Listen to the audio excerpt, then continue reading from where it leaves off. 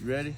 Welcome back to the channel, fuckers. And yes, we're back with a brand new 3D printed poor man's Draco.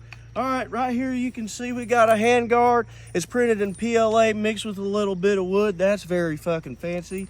This didn't fit at first, so I had to blow it up to 125%. And then you look at this.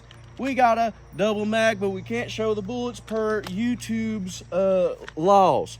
Anyways, yes, it was a very good print. I was a dumbass and I forgot to put 100% infill. So I did 15 on accident because I didn't check the settings before I printed it off.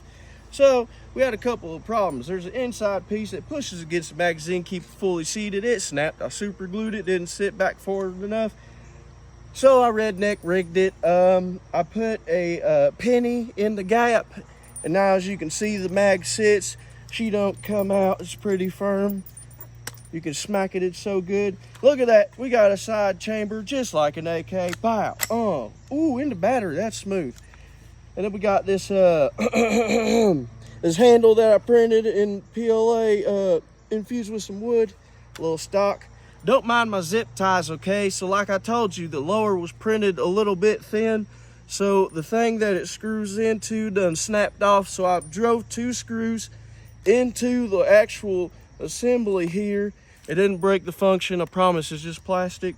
And then I just added the beautiful zip ties as support. It might be ugly, but it works. All right, we are off safe and we're ready to go. Let's see if she runs. Chambered in 22 long round.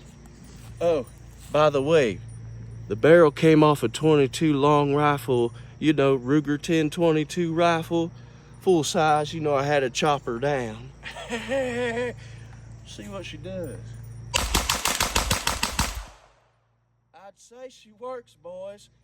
Oh yeah. Let's load her up.